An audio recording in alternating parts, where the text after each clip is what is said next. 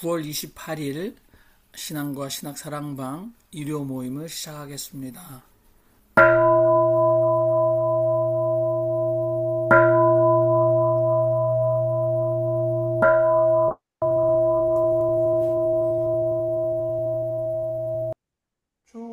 주님 나의 목자시니 부족함 없네.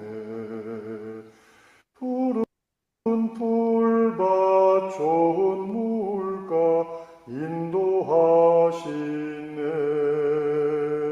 나에게 또다시 새 힘 주시고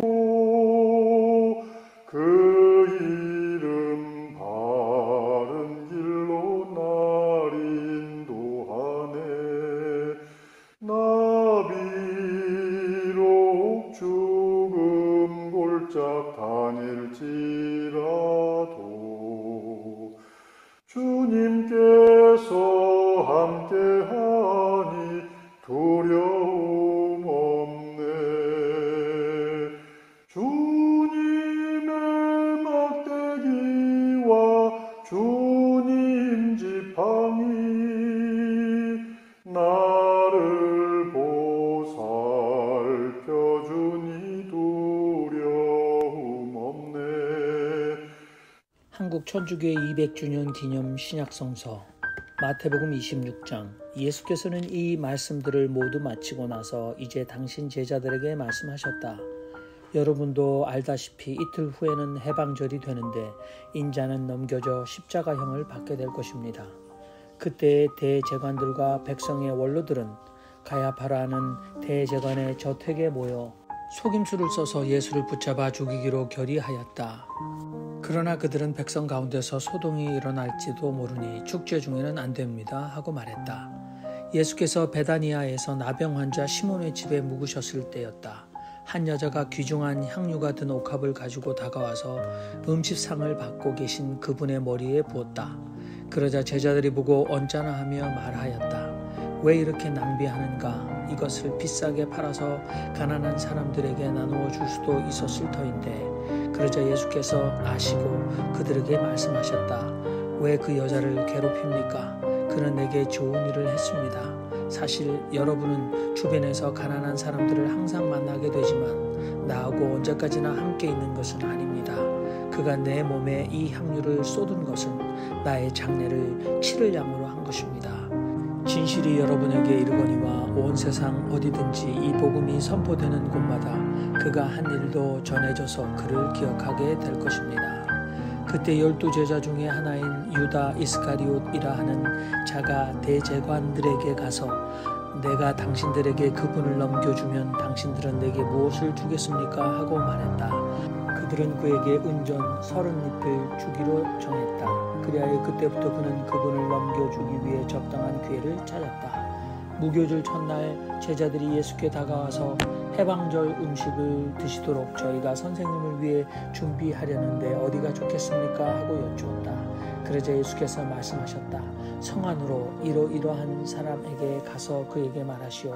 선생님께서 나의 때가 다가왔는데 당신 집에서 내 제자들과 함께 해방절 회식을 하겠소 하십니다. 그래서 제자들은 예수께서 자기들에게 명하신 대로 하여 해방절을 준비하였다. 저녁 때가 되어 예수께서는 12제자와 함께 자리 잡으셨다.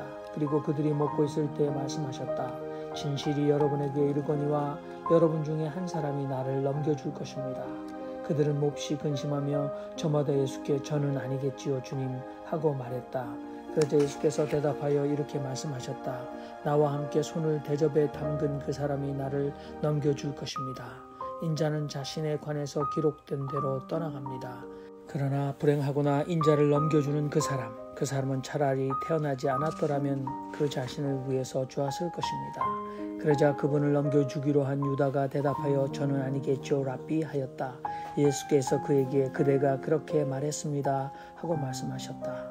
그리고 제자들이 먹고 있을 때 예수께서 빵을 드시고 축복하신 다음 떼셔 제자들에게 주시며 말씀하셨다.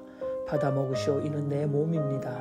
또 또한 잔을 드시고 감사 기도를 드리신 다음 그들에게 주시며 말씀하셨다. 모두 그것을 돌려 마시시오. 정녕 이는 내 계약의 피로써 죄를 용서해 주려고 많은 사람을 위하여 쏟는 것입니다. 또한 여러분에게 말하거니와 내가 내 아버지의 나라에서 여러분과 함께 새로운 것을 마실 그날까지 이 포도나무 열매로 빚은 것을 이제부터는 결코 마시지 않겠습니다. 그리고 그들은 찬송가를 부른 다음 올리브산으로 떠나갔다. 그때 예수께서 그들에게 말씀하셨다. 여러분은 모두 이 밤에 나에게 걸려 넘어질 것입니다. 성경에 내가 목자를 치게노라 그러면 양떼는 흩어지리로다 라고 기록되어 있기 때문입니다. 그렇지만 나는 부활한 후에 여러분의 앞서 갈릴레아로 갈 것입니다. 그러자 베드로가 그 말씀을 받아 예수께 모두 주님에게 걸려 넘어질지라도 저는 절대로 걸려 넘어지지 않을 것입니다 하고 말씀드렸다. 예수께서 그에게 진실이 당신에게 이르거니와 이 밤에 닭이 울기 전에 당신은 3번이나 나를 모른다고 할 것입니다 하고 말씀하셨다. 베드로는 다시 예수께 주님과 함께 죽는 한이 있더라도 결코 주님을 모른다고는 하지 않겠습니다 하고 말씀드렸다. 다른 제자들도 모두 그와 같이 말했다. 그때 예수께서는 제자들과 함께 겟세마니라 하는 곳으로 가시어 그들에게 내가 저기 물러가서 기도하는 동안 여러분은 여기 앉아 있으시오 하고 이르셨다. 그리고 베드로와 제베데오의 2 아들을 데리고 가서는 근심하며 번민하시기 시작했다. 이때 그분은 그들에게 말씀하셨다. 내 영혼이 근심에 쌓여 죽을 지경입니다. 당신들은 여기 머물러서 나와 함께 깨어 있으시오. 그러고는 조금 더 나아가 땅에 얼굴을 대고 기도하며 이렇게 말씀하셨다. 나의 아버지, 할 수만 있다면 이 잔이 저를 비켜가게 하소서. 그러나 제가 원하는 대로 하지 마시고 아버지께서 원하시는 대로 하소서. 그리고 제자들에게 와서 보시니 그들은 자고 있었다. 그래서 베드로에게 말씀하셨다. 그래 당신들은 나와 함께 1시간도 깨어있지 못했소. 당신들은 유혹에 빠지지 않도록 깨어 기도하시오. 영은 간절히 원하지만 육신은 약합니다. 그리고 예수께서는 다시 2번째로 가시어서 나의 아버지, 이 잔이 비켜갈 수 없고 제가 그것을 마실 수밖에 없다면 아버지의 뜻이 이루어지게 하소서 하면서 기도하셨다. 그 다음 오셔서 보시니 그들은 다시 자고 있었다. 그들의 눈이 무겁게 감겨 있었던 것이다. 그들을 버려두고 다시 가시어 거듭 같은 말씀을 하시며 3번째로 기도하셨다. 이윽고 예수께서는 제자들에게 돌아오시어 그들에게 말씀하셨다. 아직도 자고 쉬어야겠소. 이제 시간이 다가왔습니다. 인자가 죄인들의 손에 넘겨집니다. 일어나 가십시다. 보시오, 나를 넘겨줄 자가 가까이 왔습니다. 예수를 죽일 음모, 베다니에서 예수께 향유를 발라드리다. 유다가 예수를 배반하기로 약속하다. 최후 만찬 준비, 제자가 배반할 것을 예고하시다. 최후 만찬, 베드로가 부인할 것을 예고하시다. 겟세마니에서 기도하시다라는 내용으로 되어 있습니다. 26장이 아직도 더 남았지만 전반부로 하고 해도 좋을 것 같습니다. 오늘 마태복음 26장에서 여러분들이 나누고 싶은 이야기를 편안하게 마이크를 켜시고 나눠주시기 바랍니다. 예, 제가 먼저 말씀드리죠. 오늘 저는 그 유다가 한 행동에 대해서 좀 소개를 드리고 싶은 이론이 있습니다. 에, 그 슬로보의 지적이라고 하는 그 막스위 철학자가 21세기의 가장 위험한 철학자라고 불리우는 이 사람의 해석입니다. 도착적 해석이라고 하는 건데요. 도착이란 말을 일반적으로 잘 쓰지 않죠. 흔히 쓴다면 뭐 성도착자 뭐 이럴 때 쓰는 말이죠. 그러니까 그 뒤바뀌고 거꾸로 되다 뭐 이제 이런 뜻으로 한문으로 본다면 이제 그럴 겁니다. 한번 이렇게 생각을 해보죠. 예수님이 이제 십자가 지시고 사흘 만에 부활하시고 이런 구원의 이제 사건인데요. 여기서 유다의 역할이 없었다면 어떻게 됐겠는가 하는 겁니다. 이게 절대적으로 필수적으로 유다의 역할이 필요했지요. 그리고 이 사건에서 최대의 피해자는 누구였는가? 물론 예수님 십자가 지셨지만 유다는 자살했고 그 영혼까지도 저주받는 영혼이 그런 역할이 됐습니다. 이것을 미리 오늘 읽은 본문에 의하면 미리 아시고 예수는 아셨어요. 그랬는데도 이 일을 수행했습니다. 이 유다의 역할에 대해서 그걸 뭐라고 얘기하면 부인된 명령, disavowed injunction이라고 그렇게 표현했어요, 이 사람이요. 최후의 만찬에서 누가 배반할 것이냐는 질문에 예수는 애매하게 대답하잖아요.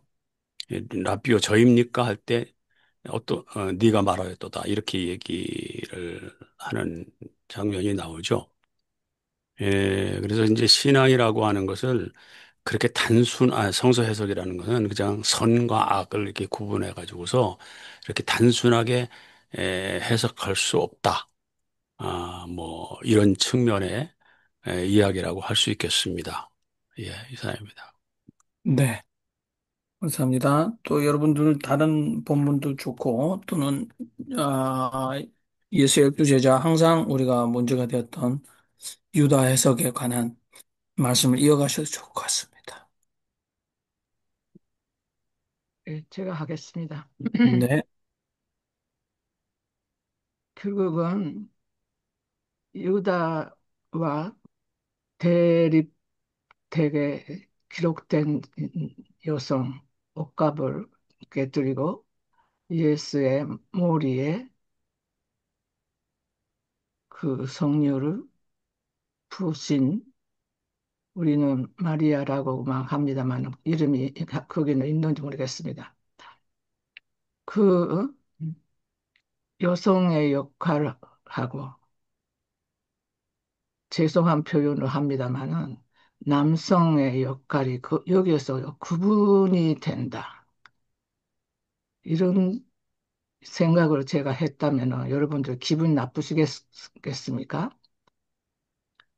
그런데 왜 이 두 사람이 따로따로 생각을 했을까?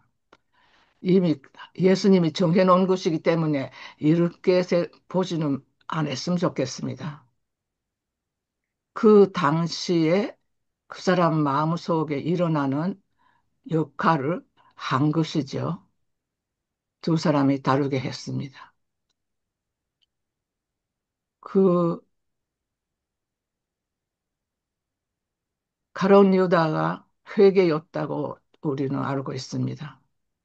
그러니까 옷값을 깨뜨린 마리아한테 그것을 그냥 팔아서 가난한 사람을 그런 얘기하는 사람이 가룟 유다였다고 저는 생각을 합니다.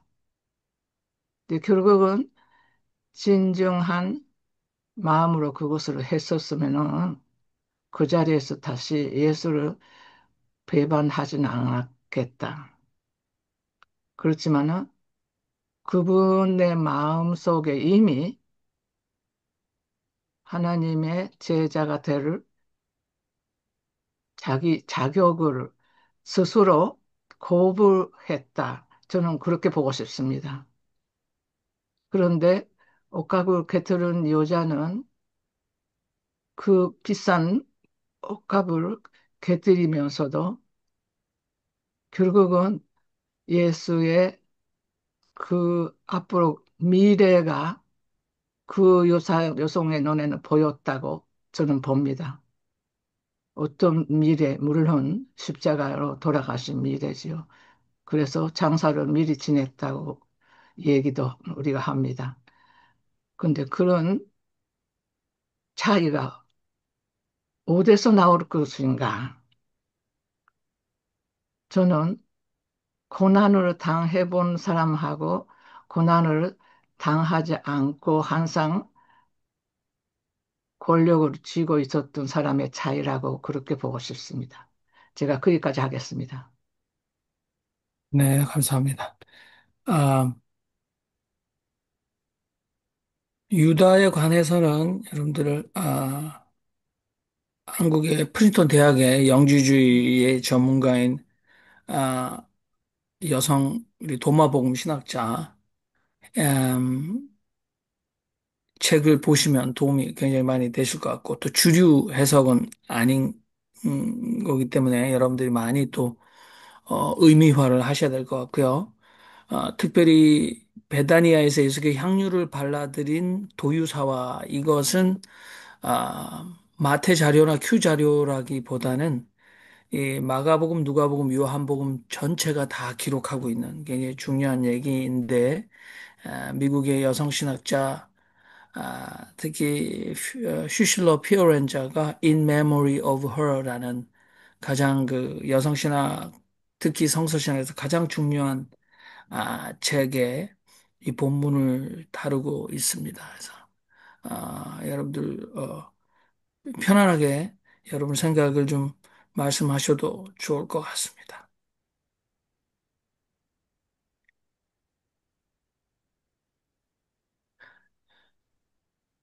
예, 제가 볼 그, 때는 이 예수님의 일에 있어서 세상의 생각이나 세상의 경제관하고는 예수님의 그 생각은 굉장히 다르다.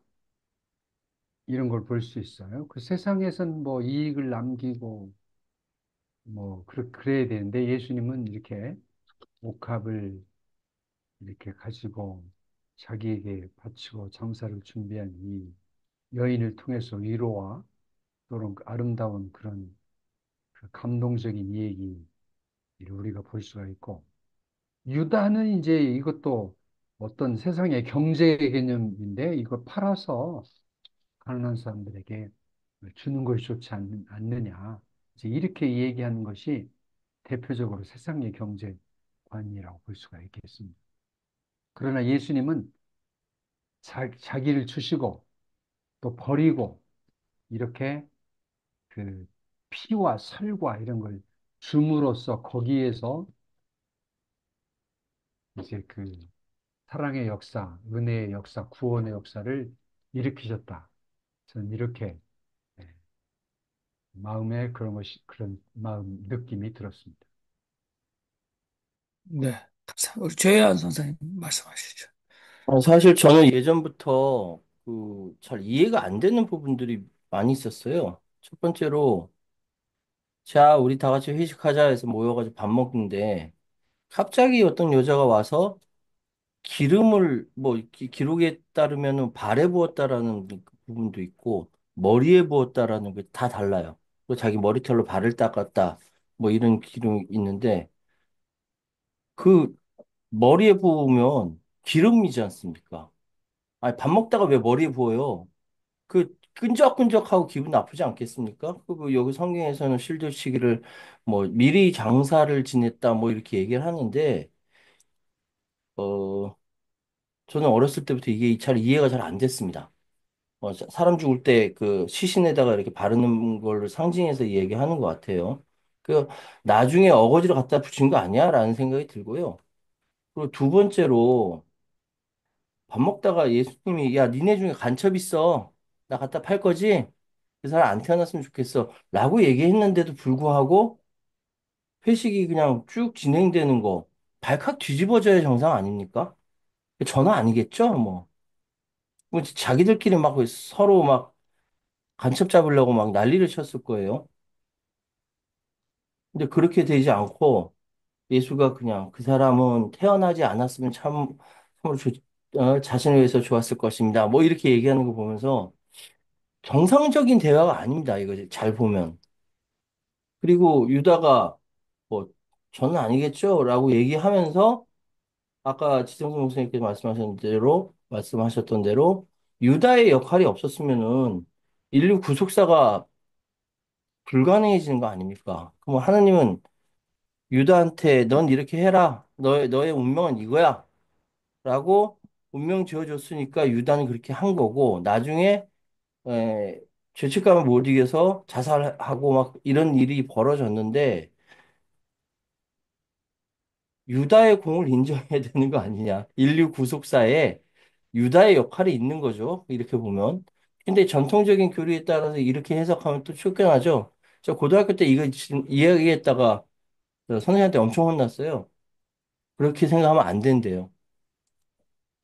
어, 워낙 오래된, 그래서 우리에게 전해진 어렸을 때부터 세뇌되다시피 이렇게 딱 정해진 우리 이 가르침들이 어쩌면 우리의 신앙을 마비시키는 어, 화석화된 교리로 작용하는 것도 있겠다라는 생각을 전 다시 한번 하고 있습니다.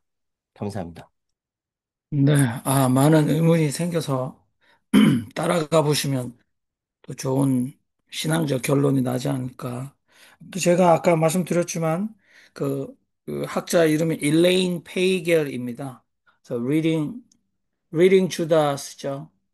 근데 이제 여기서도 근거는 유다 복음서입니다. 근거가. 근데 왜 복음서는 특히 마태 그러니까 뭐 우리가 두 자료 가서를 가지고 마가복음은 그다음에 또 마가복음을 따르는 마태와 누가는 아, 유다를 이렇게 그리고 있는가? 예수를 배반한 제자로. 요한은 심지어 유다 속에 속이는 자가 들어갔다라는 표현까지 추가하고 있습니다. 그래서 여러분들 혹시나 그 유다, 그러니까 이게 가장 예수에게 사랑받던 제자였나 아니면 배신한 제자였나라는 이 고민과 유다와 열두 제자의 관계는 특별히 외경으로 밀려난 유다 복음서를 근거로 하면 굉장히 많은 주장을 가지고 올 수 있을 것 같다라는 생각을 합니다. 마태복음이나 그러니까 우리 정경으로 소유되어 있는 이 공간복음서와 사복음서에서는 유다를 왜 배반한 제자로 그리고 있는가가 고민이 돼야 될 것 같습니다. 그리고 뭐 제가 답변하는 건 아니지만 이제 비정상적인 대화 같다라고 하는데 그렇게 기록이 되어 있습니다. 근데 여기 보면 다른 분들은 예수께서 이렇게 제자들이 자신을 배반할 것을 예고하고 베드로가 부인할 것을 예고한다. 특히 이것도 전부 다 중요한 의미이기 때문에 사복음서, 그러니까 뭐 요한복음을 포함해서 모두 다 기록이 돼 있는데 목적은 예수의 전지성, 그래서 예수가 모든 걸 다 알고 있었다. 그럼에도 불구하고 순수하게 자신을 내어줬다라는 강조보다는 뭐 그렇게 갈 수 있습니다. 그러나 예수는 평소 우리가 다른 부분에 기록되어 있던 예수가 제자들을 향한 태도를 봐서는 예수는 여러 번, 물론 우리가 이제 그 예수의 죽음을 구약에 기록된 성취되어야 할 구속적 관점, 구속사적 관점에서 이 제사, 그러니까 뭐 예, 희생 제사의 관점으로 그게 이제 거의 90% 넘지 않습니까? 그것으로 본다면 예수는 반드시 자신에게 주어진 운명인 십자가를 지는 인류 대속의 과업을 메시아적 과업이죠. 그리스도라는 말은 하나님에게 어떤 위임을 받아서 보냄을 받은 자라고 우리가 할 수 있으니까 그 일을 반드시 no matter what 무슨 일이라도 해야 되기 때문에 그런 의미에서도 유다는 굉장히 중요한 역할을 했습니다만 예수는 그렇게 그 제자들이 그 짜여진 각본대로 제자들이 배반하고 부인하는 것을 감내했다 이렇게 볼 수 있지만 너무 그렇게 운명적으로 보지 않고 예수는 부인할 것을 예고하고 제자들의 배반을 예고하면서 그들을 오히려 그런 생각에서 또는 그런 자의적 행동 결정에서 그들을 그렇게 하지 않을 것을 그들에게 그 사랑의 동기로 조언하고 그걸 막아서려는 그런 노력을 하고 있다라고 해석할 수 있는 근거들도 많은 분들이 그렇게 또 해석을 합니다. 그러니까 예수는 그들을 경고하고 위로하고 조언하여서 그 일이 일어나지 않도록 했다. 우리가 만일에 그런 운명적 절대적 관점으로 보면 예수의 겟세마니 동산에서 기도는 굉장히 가식적입니다. 본인이 부활할 걸 알고 있는데 못하러 이 잔을 비껴가게 해달라고 합니까?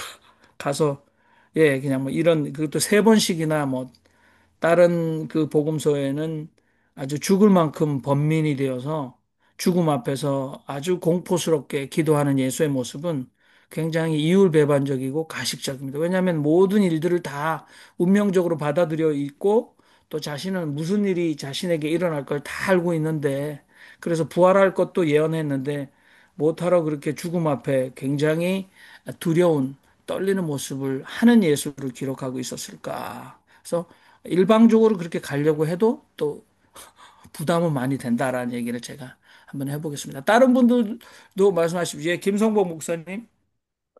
네, 잘 들립니까? 네, 잘 들립니다. 저는 이 예수님에 관한 이 상황 속에서 예수님을 어떻게 이해할 거냐, 예수를 떻게 이해할 거냐, 이것은 탈교리적으로, 어, 도구마적으로 그렇게 이해를 해야 되고 또 그렇게 우리가 노력해야 된다. 물론 역사적 예술로 이해하자는 거냐 하면 저는 좀 사회 경제적인 측면도 좀 봐야 되겠다 하는 것이죠.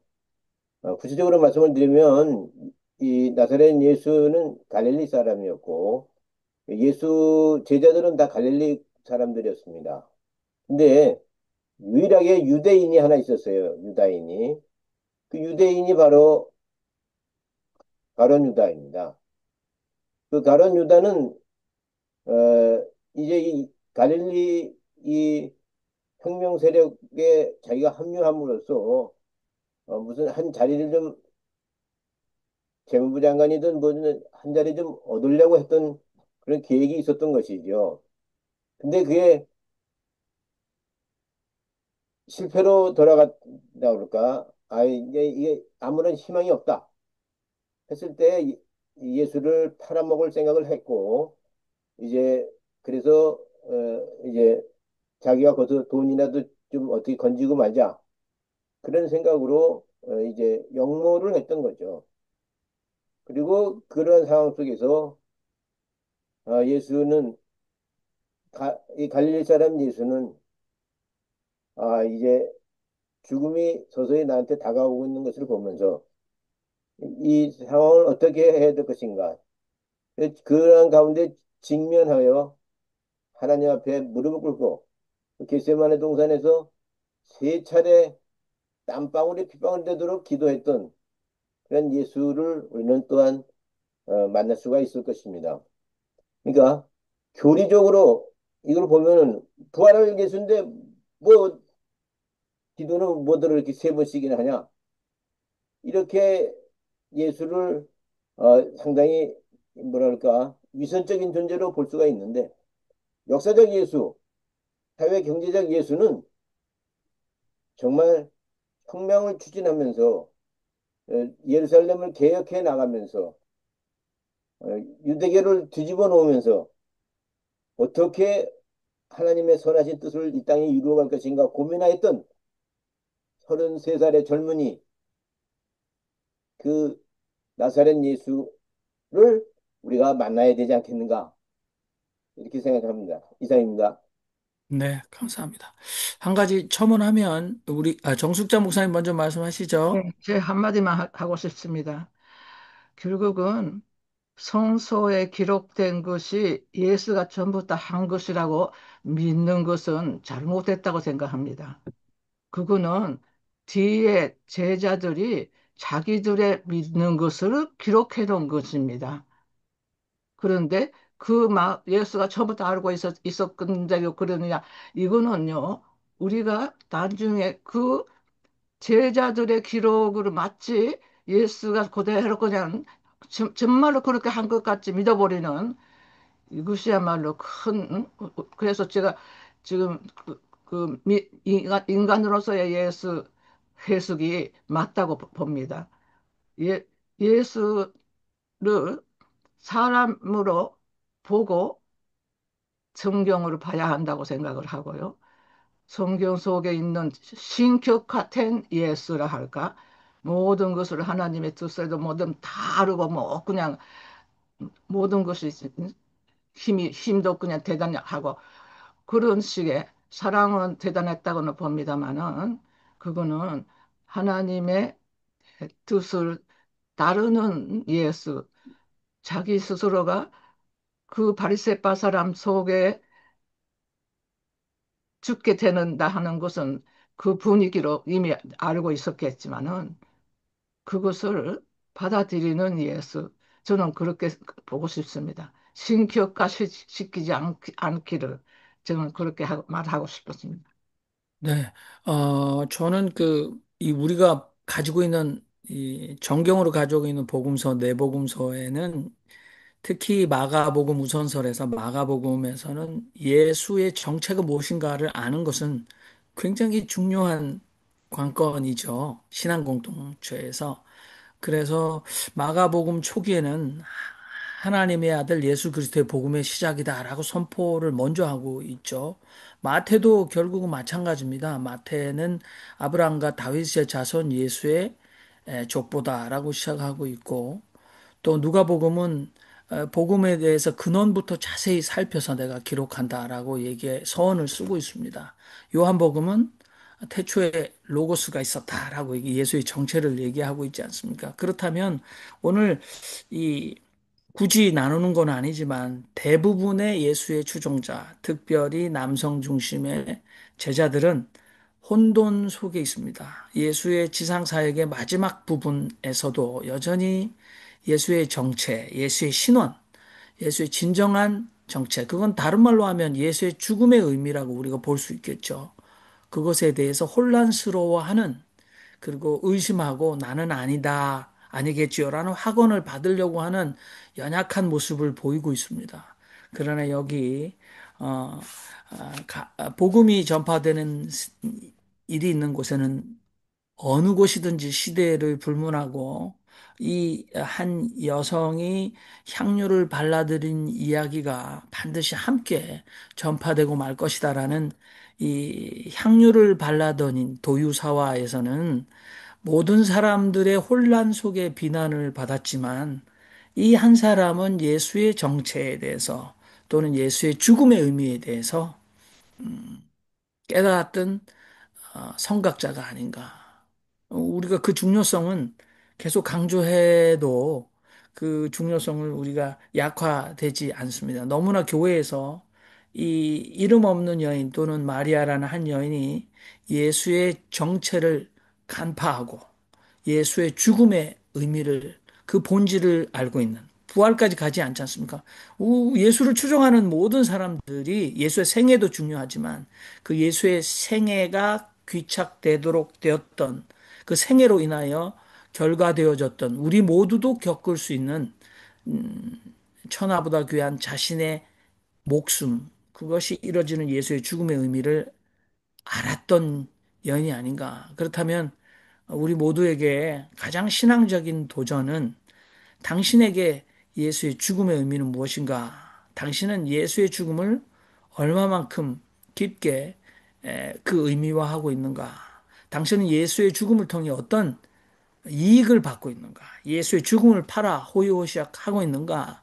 아니면 이 여인처럼 예수의 죽음 앞에 당신의 모든 것도 다 희생하며 그 예수의 죽음의 의미를 의미화하려고 어, 당신의 가진 것마저도 다 그 앞에 쏟아붓고 있는가? 뭐 이런 신앙적인 결단도 우리가 해봐야 되지 않을까? 뭐 그런 생각이 듭니다. 다른 분들 말씀 안 하신 분들 조금 하시고 만약 마태복음에 관한 이야기가 더 이상 나오지 않으면 우리가 또 다음 주에도 계속 할 수 있겠습니다만은 그래도 조금 더 말씀을 하셨으면 좋겠습니다. 마이크를 키시면 좋겠습니다. 우리 요한 씨 이해에 좀 도움이 될지 모르겠습니다. 이 마리아가 머리에 기름을 부은 거는 아마 이분이 견문이 좀 있었던 것 같아요. 왜냐하면 예수님을 따라서 다녔 여성이었다는 거, 같이 다녔다는 거는 굉장히 자유로움이 있었지 않겠어요? 그다음에 세상을 많이 구경했을 거고. 그러니까 당시에 사제로 기름을 붓는다는 거, 그다음에 하나님의 종으로 선택을 받으면 머리에 기름을 부었어요. 크리스마 이 기름을 흠뻑 부었거든요. 그러니까 그것이 하나의 전통이기 때문에 아마 마리아도 예수님에게 도유를 한 거는 자기가 보기에는 이 하나님의 종이다. 예수는 사제들이 인정 않지만은 자기는 예수님이 그런 존재다라고 인식하지 않았나. 그래서 머리에다가 그렇게 붙지 않았나. 그렇게 생각됩니다, 저는. 네. 그리고 또 누가복음에서는 그 그 시몬의 집에 예수님 식사하실 때 여인이 와서 발에다 붓고 끊임없이 입을 맞추고 있기 때문에 거기도 여전히 그 여인이 도유사화적 모든 걸 허비하는 이 여인에 대한 비난은 뭐 요한복음에서 그렇고 아무튼 가장 중요한 신앙의 외형적 상징이었던 구제를 망친 일이다라고 비난받는 건 맞습니다. 그리고 여전히 성서 해석에 있어서 오늘 이 도유사화의 중요성에 대해서는 남성 제자들이 일어난 또 그들이 했던 생각보다는 아, 덜 사람들에게 회자되고 기억되는 건 맞는 것 같습니다. 더 이상 말씀이 없으시면 예, 우리가 또 다섯 오록 시간에 말씀을 또 나누셔도 좋을 것 같습니다. 자, 타성님 말씀, 밥 먹는 것도 잠자는 것도 이 우주 기운이 올라가고 빛이 내려옴도 다 우리의 목숨을 키우기 위해서 있다. 우주와 세계와 인생이 모두 우리 목숨을 키우기 위해 있다. 우리의 정신이 자꾸 밝아지고 우리 영혼이 자꾸 울려 퍼지고 우리 마음이 자꾸 넓어지며 우리 얼굴 가죽은 자꾸 얇아지고 우리 개성은 자꾸 깨어나야 한다. 마음은 가라앉고 개성이 피어나서 아름다운 하나의 꽃을 피우는 것, 이것이 인생의 생명이다. 키우기라고 해봤습니다. 우리 김성원 선생님께서 먼저 말씀해 주시죠. 네, 오늘 화성님의 말씀은 우리가 다 읽어보면 이해할 수 있고 그렇게 어려운 말씀은 없는 것 같습니다. 그런데 중요한 것은 우리가 정말 밥 먹고 자고 안 하는 사람이 여기 다 없잖아요. 그리고 우리가 일상을 이렇게 살아가고 우리가 오늘 같은 줌 대화도 나누면서 하는 이러한 모든 조그마한 하나하나의 긍극적인 일들이 무엇인가 결국은 우리가 정말 우리의 목숨, 우리의 얼 생명을 키우는 일이라는 자각이 드는가? 우리가 이런 걸 느끼면서 사는가?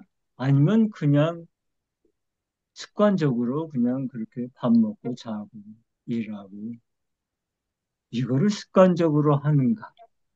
이런 이제 말씀 드리고 싶습니다. 그래서 우리가 같이 지금 이 순간도 굉장히 소중한 시간들이잖아요. 이러한 하나하나 것들이 다 우리의 얼 생명을 키우는 일이다라는 것을 좀 더 우리가 깨어서 생각하면서 살아가면 좋지 않을까라는 그런 생각이 더 많이 듭니다. 그래서 다섯님은 이제 자꾸 우리가 몸은 30대에 다 완성이 됐지만 우리의 정신은 80, 90대까지도 계속 자라난다는 거죠. 그러니까 계속 이 정신을 키워가지 않으면 언제든지 우리는 탐진치에 자유로울 수가 없어요. 순간도 우리는 뭐 탐진치를 벗어나기는 보통 어려운 것이 아닙니다. 그래서 우리가 자꾸만 우리 정신이 밝아지고 영혼이 자꾸 울려 퍼지고 마음이 자꾸 넓어지고 또 우리 얼굴 가죽은 자꾸 얇아지고 철면피가 되면 안 되잖아요. 그러니까 자꾸만 우리가 얇아지고 또 우리 개성, 우리 바탈은 자꾸 깨어나야 한다. 그래서 궁극적으로는 하나의 꽃을 피우자는 것, 하나의 꽃을 피우자는 것은 곧 우리 안에 있는 하나님의 씨를 싹 틔우자라는 그런 정신으로 하루하루 정말 느끼면서 살았으면 하는 그런 마음이 강하게 드는 시간입니다.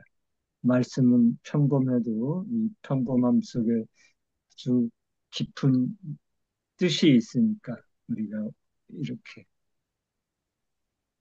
매 순간 하나님의 싹을 어떻게 우리는 지을 수 있을까를 한 번씩 생각하면서 생활했으면 좋다는 그런 의견을 덧붙이고 싶습니다. 이상입니다. 네, 여러분들께서도 다섯 어록에 관해서 편안하게 말씀 나누시면 좋을 것 같습니다.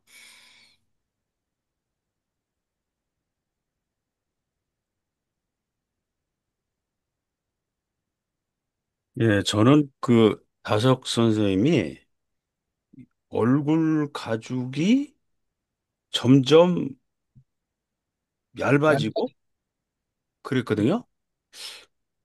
이거는 보통 나이 먹고 그러면 점점 얼굴 가죽이 두꺼워지잖아요. 어? 그거를 염두에 두시고 이렇게 표현을 하셨나? 자꾸 얇아지고. 저는 그 점점 그 보통 우리가 아유 얼굴까지 되게 두껍다 그러잖아요. 좀 뻔뻔한 사람들 보고. 아, 이 표현이 아주 전 참 웃겼습니다. 가죽이 얇아지고 그래서 저도 가죽이 좀 두꺼워지는 걸 느끼는데 예. 저기, 김성원 목사님 말씀은, 그, 철면피라는 단어가 저는 머릿속에 와서, 그렇습니다. 철면피가 되지 말자는 얘기죠. 예.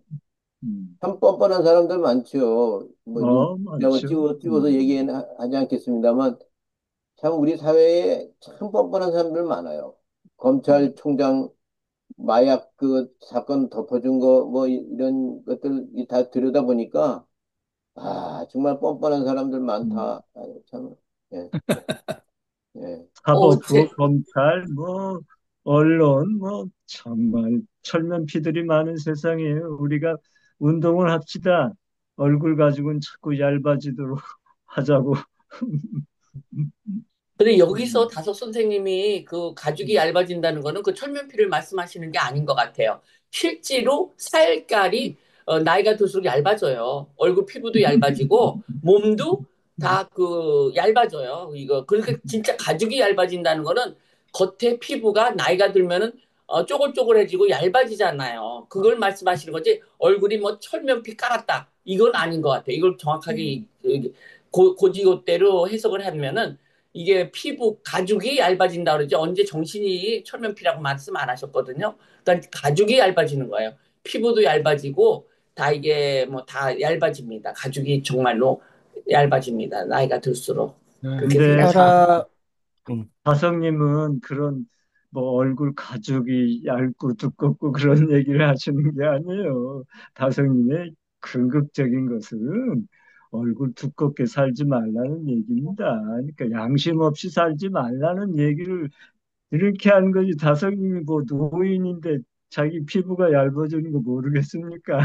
그런 의미보다는 뭐 다석 선생 철면 과학을 두껍게 전공하셨기 때문에 과학적 지식으로 늙으면 우리 얼굴 가죽도 얇아진다. 이것도 알고 계셨다. 그렇습니다. 이렇게 보셔도 좋을 것 같은데요. 아무튼, 어, 왜 얼굴을 얇은 것만 하지 마시고 네. 마지막에 아름다운 하나의 꽃을 피우는 거 이것이 훨씬 좋잖아요.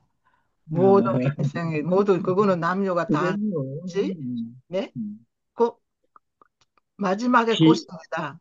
마지막에 귀한 꽃이 말씀이죠. 피는데 그 후에 꽃은요 다 죽습니다.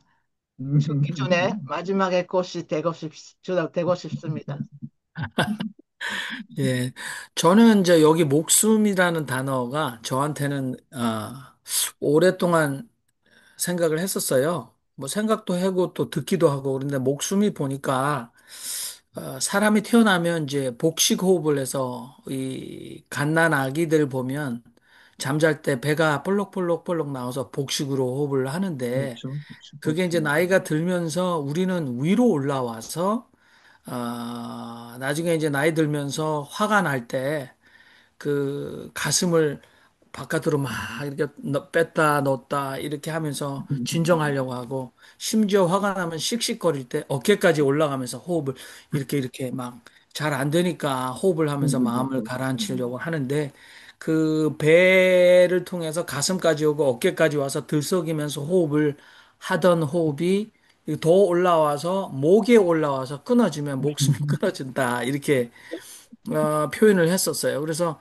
그거를 소주천, 그래서 우리가 이제 그거를 뚫기 위해서는 이 단전 호흡을 해서 복식 호흡을 하면서 뒤쪽으로 이 뒤쪽으로 돌려서 요축뼈를 타고 올라가서 이 등뼈를 다 호흡으로 뚫고 나서 한 바퀴 돌아서 다시 인중까지 오면 이게 그 호흡을 완성하게 되면 소주천, 그래서 개인적인 예, 깨달음에 온다. 뭐 이런 얘기를 많이 들었습니다. 근데 그게 뭐 그렇게 해서 그 호흡 수련을 많이 한 분들은 돌아가시고 나면 사리가 나온다.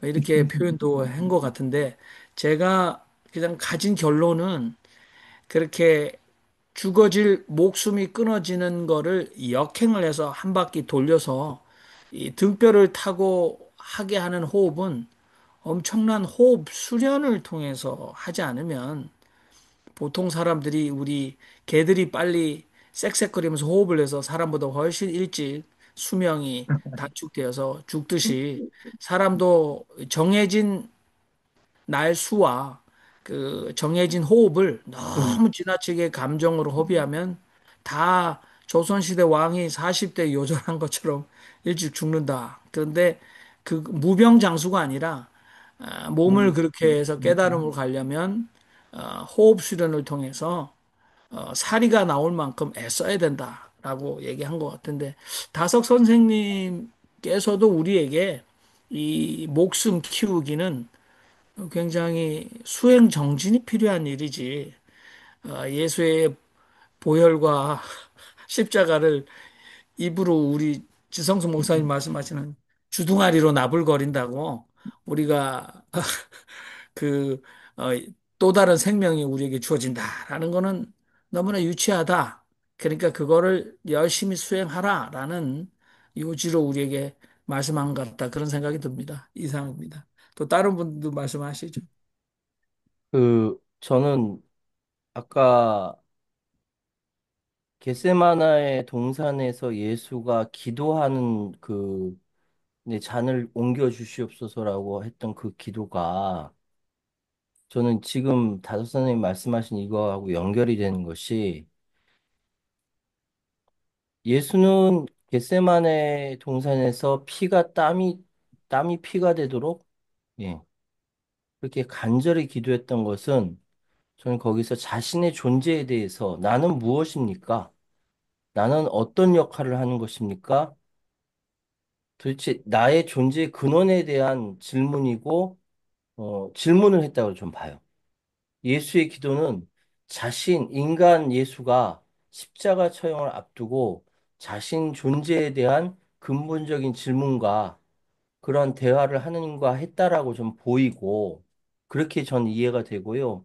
그 이야기가 바로 여기서 나오는 것이 우리의 정신이 자꾸 밝아지고 영혼이 자꾸 울려 퍼지고 마음이 넓어지고 얼굴까지 얇아지고 개성이 자꾸 깨어나는 인간 존재의 근원에 대해서 어, 그렇게 되어야 한다라고 그래서 꽃을 피워야 된다라고 다섯 선생님께서 말씀하신 걸로 전 두 가지가 연결이 됩니다. 제가 55, 여섯밖에 안 되는데 가끔 가다가 평일날 되게 바쁘거든요. 정신없거든요. 맨날 하루에도 기자가 다섯 명씩 막 전화가 오면 거기에 답을 다 해줘요. 그러려면 뉴스를 놓치면 안 되거든요. 그 스트레스 받는 뉴스들을. 그런데 그렇게 다 하고 나서 저녁 때 내가 뭐 하는 짓이냐 이런 생각이 들어요. 내가 아마 도대체 지금 뭐 하지? 라는 생각이 드는데, 어, 그러면서 느끼는 것이, 이게 하느님이 나한테 주신, 삶의 뭐랄까, 미션? 조건? 그렇습니다. 요구가 바로 여기 있구나라고 저는 그렇게 생각을 합니다. 자면서 내가, 아이고, 하나님, 내가 그래, 오늘 양심 팔지 않고 살았습니다 하고 음, 음, 기도하면서 음. 자요. 좋습니다. 겟세마네 동생의 기도와 여기서 자꾸, 얼굴 자꾸 철면피 되지 말아야 된다는 것과 제 삶이 이어집니다. 음. 네, 아멘. 고맙습니다. 음. 네. 저는 개성을 갖다가 요구하신 거가 우리 감정을 잘 다스려서 내가 누군가 나를 찾자. 나의 감정을 잘 어, 나를 조사를 해야 돼. 내 감정을 조사를 해가지고 정말 내가 누구인가를 계속 깨달으면서 죽기 전에 내가 누구인가를 잘 깨달으면서 정말 개성이죠. 다 사람들마다 다 다르니까. 그러니까 그걸 찾고 죽자. 뭐 이런 걸로 알게 그럴 것 그러면, 같습니다. 맞습니다.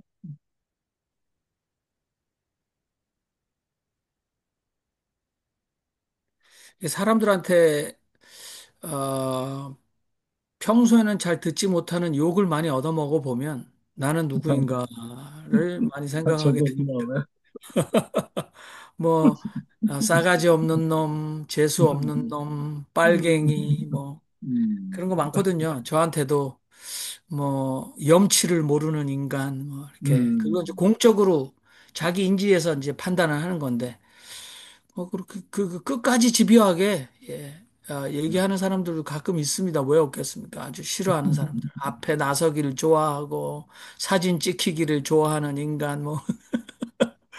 근데 그러면 죄송합니다 해야죠. 그런 아무튼 욕을 많이 얻어먹으면 나는 누구이고 여기는 어딘가라는 현타가 자주 오게 되는데 우리 욕 얻어먹기 대회에서 가장 그 극심한 욕을 우리 지성수 목사님도 아마 할 말이 많으실 것 같은데, 아주, 무병장수의 지름길은 무지하게 욕을 얻어먹고 사는 것. 그것도 뭐, 일례가 아닐까 싶은데. 아무튼 여러분 생각을 좀 더 보태주시기 바랍니다.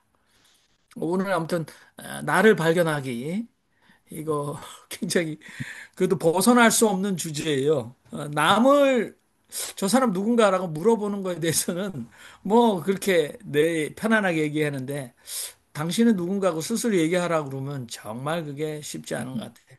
자, 우리 김순산 선생님 말씀하셔도 좋을 것 같습니다. 제가 아침에 딴일 하느라고 한 30분 늦게 들어와서 미안해가지고 할 말이 없는데 그 니체인가? 너 자신 알라는 말 한 사람이 있죠? 유명한 사람. 근데 소크라테스. 너 자신 알라 그 닥치면, 말이 보통 사람들이 자기 자신을 생각 안 하고 남들만 평가하잖아요. 근데 제가 이 나이 먹도록 참 살 만큼 살았는데 몇 번 죽을 고비도 던지고 그랬는데 살면 살수록 설명하기 힘든 게 나더라고요. 내가 겉으로 뭐 여러 가지 그냥 착한 일도 하고 잘난 척을 하는데 속으로는 야, 내가 원래 이런 마음은 아닌데 이 돈 갖다 딴 데 쓰고 싶은 마음이 있는데 내가 이렇게 해서 남한테 뭐라도 좀 얻을까 하는 거 아닌가 하는 그 이중적인 그 감정을 솔직히 숨기고 살아요. 그러면 이런 것들이 정의를 위해서 좋은 숨김이지 않나 하는 그런 위안도 하는데 그 외에 올림푸스 산의 제일 그 꼭대기 그 이름을 잊어버렸는데요. 그 사람이 인간은 거짓말하지 말아야 되는데 예외가 있다고 한 게 있어요. 단 예외. 상대방을 사랑하면 그 사랑하는 사람을 위해서는 거짓말해도 된다. 제우스 신이요. 그 많은 신들을 모아놓고 절대 거짓말하면 안 된다 하면서 단 예외는 사랑하는 사람한테 그 사람을 위해서 하는 거짓말은 괜찮다라고 한 말이 제가 야, 그럼 나도 거짓말 조금 해도 되네, 어떤 경우에. 이런 걸 위안을 삼았는데, 그러면서도 그래요. 거짓말을 하려면 차라리 말을 안 하고 말지, 침묵은 금이지 하면서도 지금까지 이 나이 먹도록 내가 자신 있게 뭘 해본 적이 없는 것 같아요. 아무튼, 이 말할 기회를 주셔서 감사합니다. 더 자주 말씀하셔도 좋을 것 같고요. 우리 오늘 저희들의 모습 중에서 가장 그 예수를 따르는 제자의 모습을 하고 계신 김성봉 목사님, 개량 한복 아주 멋있습니다. 손을 안 드시는데 말씀하세요. 네? 김성봉 목사님, 아까 대마복, 다 얘기했는데, 지금, 이거, 저기를 끄질 않아가지고, 음소거를 끄지 않아서 지금 강제 차출되는 그런 기분입니다. 예. 어떻든 이, 이 두꺼운 사람들이 많아요. 이 얼굴이 두꺼운 맞습니다. 사람들이, 아주 이 뻔뻔하다 그러죠. 뻔뻔한 사람들이 많아요. 정말 세상엔. 좀 부끄러운 줄 알고, 예. 근데, 난 요새 제가 이제, 올해 파킨슨 병이 이제 13년 차인데, 나날이 병이 깊어져 가는 걸 이제 아주 실감합니다. 왜냐면 그 약으로 인해서 PK 밀즈라는 이상운동증을 이제 치료하는 약을 먹었는데 그걸 먹으니까는 뭐 아주 가장 심각한 게 눈이 이제 잘 안 보이고 그래서 PK 이미지를 끊었어요. 끊었더니 그 다음에 오는 게 뭐냐면 자주 넘어지게 되더라고요. 근데 이제 넘어지고 그러면 나는 일어날 수 있다. 끊임없이 이제 자기 암시를 줘가지고 일어나고 또 일어나고 또 일어나고 했는데 넘어지면서 뭐 어깨 갖다 들이받고 뭐 여기 팔 갖다가 이게 또 들이받고 막 이러면서 야 이러다가 이거 나중에 어떻게 되는 거냐. 고관절 나가면은 이제 완전히 에, 이제 휠체어 타고 다녀야 될 그런 상황인데 어떻게 되는 거냐. 그래서 걸어 다니는 것조차도 감사한 노릇이다 하면서 걸어 다니는 것을 보다 더 강화하고 몸의 균형을 잡는 것도 감사한 일이다. 그래서 또 이제 그런 방향에서 요즘 노력하고 있습니다. 에, 나 자신을 발견해서 나 자신을 키워나가는 일, 다섯 선생님이 말씀하신 그 모든 일들이 오늘 저의 삶 속에서 그리고 우리들의 현장에서 계속해서 이루어질 수 있기를 간절히 바랍니다. 이상입니다. 네, 감사합니다. 윤정희 신부님. 네. 우리 다덕 선생님이 피다, 꽃이 피다를 이제 꽃이 피어나는 거 우리가 표현하지만은 예, 다른 표현이 있어요. 꽃은 피의 결정체다. 그러니까 한 송이의 꽃을 피우기 위해서 모든 피를 가장 위쪽으로 밀어 올려서 그것이 삼투압으로 팽팽히 일 때 꽃으로 피어난대요. 그래서 다석 선생님은 꽃은 피다고 그랬어요. 피. 그러니까 모든 피를 위로 올려서 자기 희생을 통해서 자기를 드러내는 것이 꽃인데 이 말은 다른 말로 하면 자아학립. 모든 것은 자아학립을 해서 자기 꽃을 피우는 거. 예, 풀도, 잔디도 꽃을 피우고 모든 들풀도 꽃을 피우고 열매를 맺잖아요. 자아학립을 하면 결국 새로운 원자재가 돼서 또 씨가 돼서 또 종족 보존 하듯이 이것이 그래서 모두가 꽃이다. 이게 세계 일화. 우리가 모두가 꽃으로 장립을 모두가 하면 풀도 나무도 그다음에 꽃도 사람도 모두가 자학립을 하면 우주가 하나의 세계 일화가 된다는 그런 이야기가 통해요. 그러니까 아름다운 세계의 꽃, 하음의 세계. 그래서 모두가 꽃이다. 하나의 꽃. 고맙습니다. 네.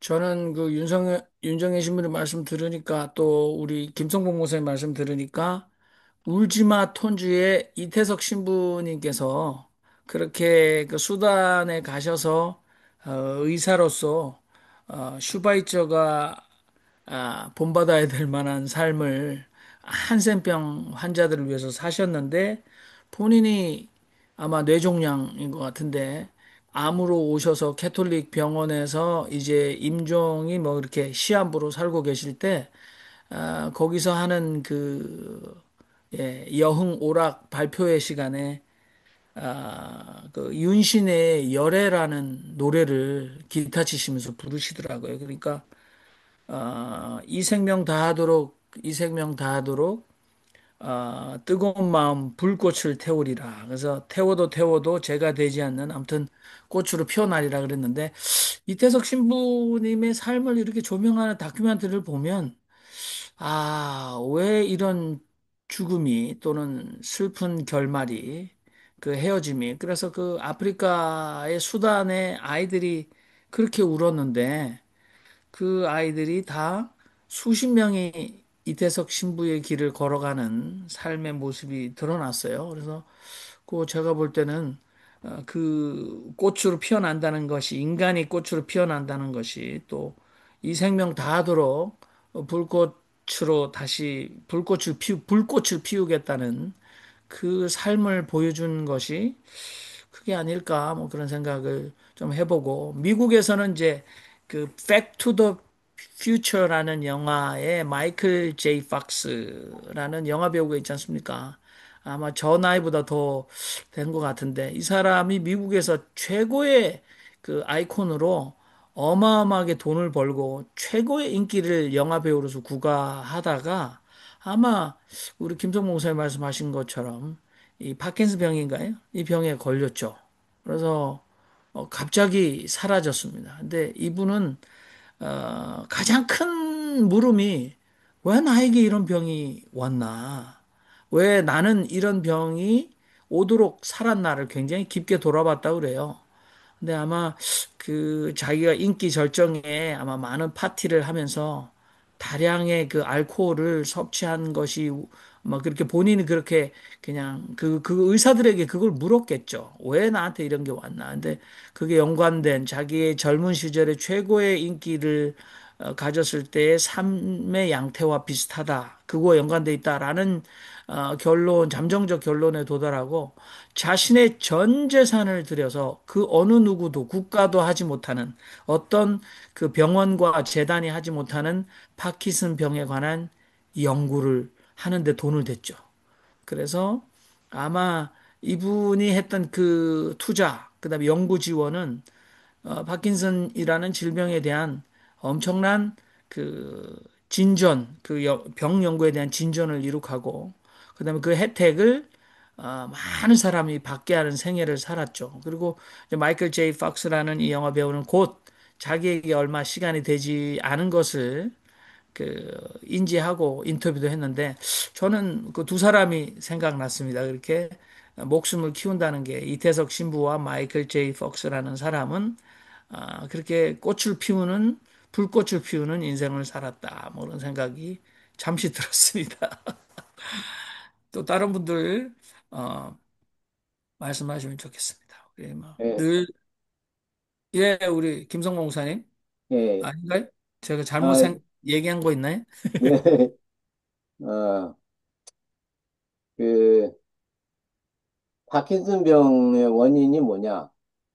여러 가지가 있는데, 그 중에 하나가 뭐가 있냐면, 뇌에 이 독소가 들어가가지고, 뇌에 독소가 들어가서 그, 단백질의 이상이 생겨가지고, 말하자면 찌꺼기가 자꾸 쌓이는 거죠. 쌓여가지고, 도파민이 분비가 안 될 경우에 파킨슨이 걸리는 거죠. 근데 그 뇌에 들어가서 영향을 미치는 독소가 어디에 있냐? 녹조에 있다는 거예요, 녹조. 녹조가 있는데, 그 녹조가 들어가서, 여기 하는 논에다가 만약에 녹조가 있는 물을 받아서 할 경우에는 그 쌀을 먹으면 되는 거고, 걸리는 거고, 그 다음에 이제 거기에 또, 뭡니까?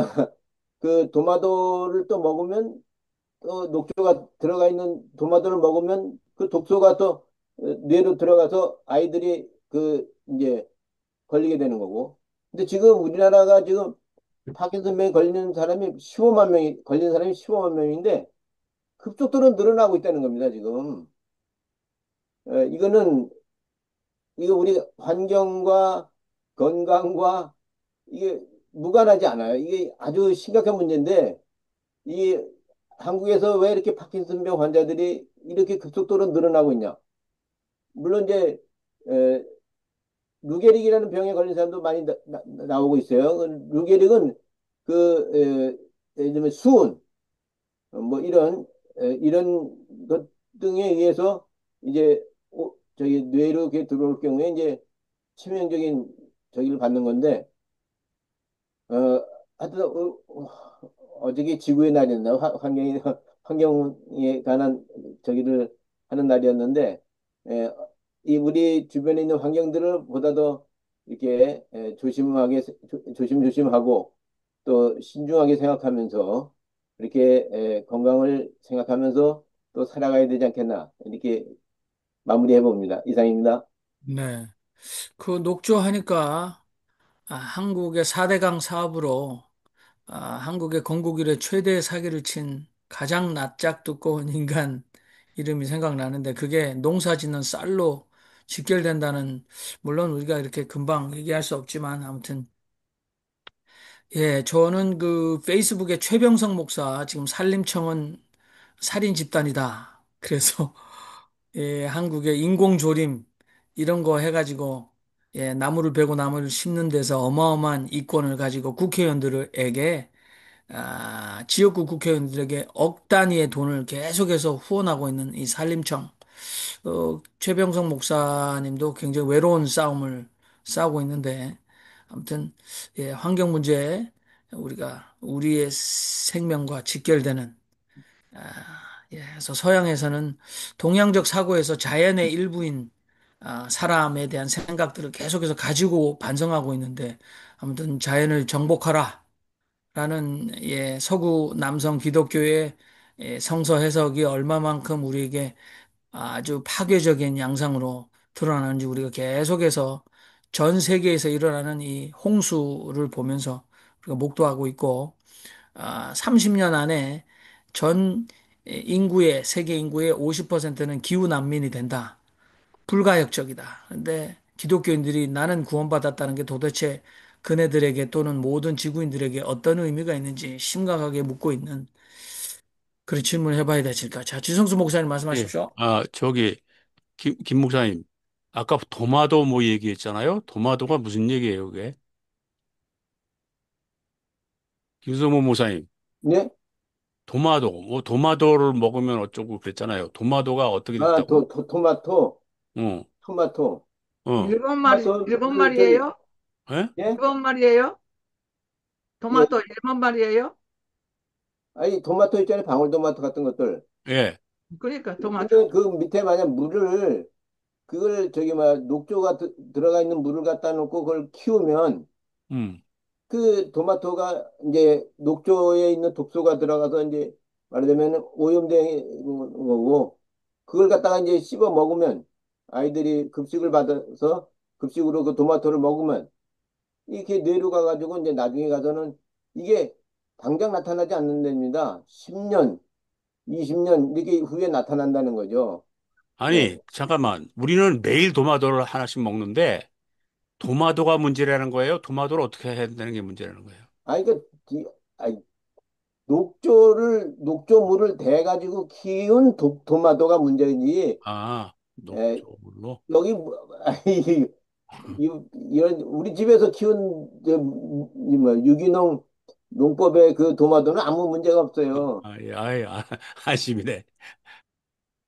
이 네. 녹조를 지금 너무 가볍게도 생각하고 있는데 그 녹조에 있는 독소 그 아주 심각하다는 거죠. 예. 뭐의 몇 배? 사카린? 아니, 사카린이 아니라 독소, 독, 독, 독소가 있는 청산가리? 청산가리의 몇 배 그렇게 되네. 어, 시아노톡신이라고 합니다. 시아노톡신. 아, 예. 자, 근데 그 마무리하죠, 이제. 네, 그래야 되겠죠. 우리 한국에서 그 시멘트가 중국의 시멘트 공장에 최병서 목사 직접 가서 시멘트 원료를 이렇게 만들고 시멘트가 제품이 나온 것과 한국 거 보면 한국은 시커먼데 거기에 폐타이어, 버리는 타이어를 갈아서 집어넣어서 아주 심한 악취가 나고 근데 그 시멘트를 건설업자가 싸니까 계속 써서 전 세계에서 쓰레기를 갈아서 넣은 시멘트, 이 쓰레기 그 폐타일을 갈아는 이 시멘트는 한국밖에 없다라는 거잖아요. 근데 그걸 가지고 아파트를 지니까 그 속에 사니까 아이들이 아토피가 나고 거기에 그 발암 물질인 라듐이 환경 기준치보다 굉장히 많이 있어요. 그래서 그것도 그래서 아무튼 심각한 고발인데 이게 해결이 금방 되지 않고 중국보다 못하는 거 아닙니까? 그리고 중국의 이 나무를 심는 전 세계인들이 도시에 있는 가로수 사업, 그래서 중국을 본받아야 할 만큼 중국은 잘하고 있는데 한국은 계속해서 돈 벌기 위해서 한다는 거거든요. 도심의 가로수 사업도 그리고 다 엉망이고. 참, 이 돈이 참 큰일이다라는 생각을 해보면서 오늘 우리가 다석 선생님의 이 목숨 키우기, 내 목숨뿐만 아니라 우리 모두의 목숨을 어떻게 우리가 키워나가야 할 것인가. 그래서 우리의 육체적, 정서적, 심리적, 영적 생명을 우리가 더 키워나가는데 몰입하는 삶을 살아가야 되겠다. 그런 생각을 우리가 해봅니다. 자, 다른 말씀 없으시면 이 시간은 우리가 기도하는 시간을 갖도록 하겠습니다. 여러분, 한마디씩 돌아가시면서 기도하면 좋겠습니다. 제가, 예, 예, 말씀하세요. 네. 제가 잠깐만, 제가 네네. 잠깐 한마디 할게요. 네네. 아니요, 기도하기 전에 할 거, 잠깐만요. 의학적으로, 이제 그전에는 심장이 멈추면 죽었다고 생각했는데 지금은 뇌사를 죽음으로 인정 컨트롤해요. 근데 그 우리가 병이 걸렸다면 바이러스나 박테리아로 알았는데 그게 아니고 보니까 뇌가 이뉩 시스템이 모든 거를 깨끗하게 못하면 이게 병이 되는 어떤 물질들이 지금 최근에 파킨슨스 병이 이런 거에서 발견이 됐거든요. 근데 그런 물질을 늘 청소해 오다가 나이가 들면 약해져서 그런 거예요. 그 특히 뇌가 1kg 100밖에 안 되는데 몸에 가장 칼로리를 많이 쓰고 많이 움직이거든요. 그러니까 우리가 뇌에 좋은 그런 환경을 하는 게 참 좋죠. 그래서 우리가 음식도 여러 가지 뭐 썩은 음식을 먹어도 젊을 때는 아무 문제 없어요. 근데 나이가 들면 그 면역 시스템이 끊어지고 그 독특한 프록토 이런 게해서 파킨슨 병이 걸린다는 걸 알았는데 그 파킨슨을 조절하는 거는 아직 발견을 못했어요. 얼마 전 그 물리학 박사가 얘기해서 그걸 알았는데 우리가 살면서 즐겁게 살고 하느님 말씀대로 좀 더 기쁜 마음을 가질 수 있는 야량이면 충분히 장수한다고 봐요. 죄송합니다. 말 네, 길게 해서. 감사합니다. 예, 네. 건강에 대한 관심, 우리 기도하도록 하겠습니다. 예. 살아계신 하나님, 한국의 영욕의 세월 동안 군림했던 검찰청이 이제 해체되었습니다. 많은 사람들이 그 일에 의견을 내고 불평하며 격려하는 한국이 나누어진 갈등의 상황은 계속되고 있습니다. 살아계신 하나님, 하나님께서 이 일에 개입하시고 법이라는 미명하에 하나님 세우신 소중한 인간들의 행복과 인권이 짓밟히는 시대는 이제 사라지게 하옵소서. 아멘. 목숨을 주신 하나님 감사합니다. 이 목숨이 다하는 그 시간까지 하나님의 뜻을 받들어 살아가는 저희들이 되게 하여 주시옵소서. 아멘. 하나님 아버지, 지구가 점점 어려워지고 있습니다. 어떻게 하면 이 지구를 살릴 수 있을지 정말로 걱정이 크게 됩니다. 우리 기독교인들에게 먼저 정신 차리고 지구를 아끼고 사랑할 수 있는 그런 깨우침을 주시옵소서. 아멘. 젊은 세대가 진정 기독교의 참 뜻을 깨닫는 젊은이들이 따라서 그들의 목숨을 기독교 속에서 바칠 수 있는 그런 기독교로 우리 한국 기독교가 다시 살아나게 모든 책임지고 있는 기독교인들의 의회 큰 회개 운동이 일어나게 하나님 도와주십시오. 아멘.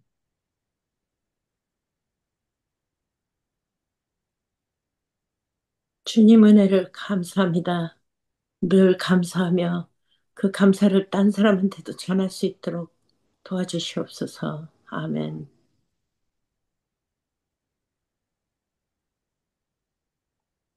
하나님께서 우리에게 주시는 일상의 일과가 우리의 목숨을 키워간다는 일에 더욱더 깨어 있게 하여 주시옵소서. 아멘. 예수의 겟세마네 기도와 다석 선생의 가르침이 자기 현재 존재의 확인임을 알려주셔서 감사합니다. 아멘. 주님과 항상 함께 살면서 두려움 없이 살 수 있게 하여 주시옵소서. 아멘.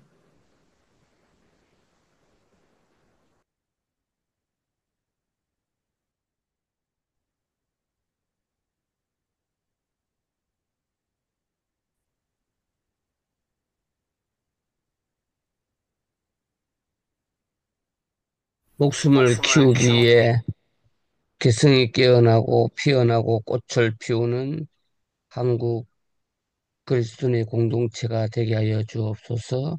아멘.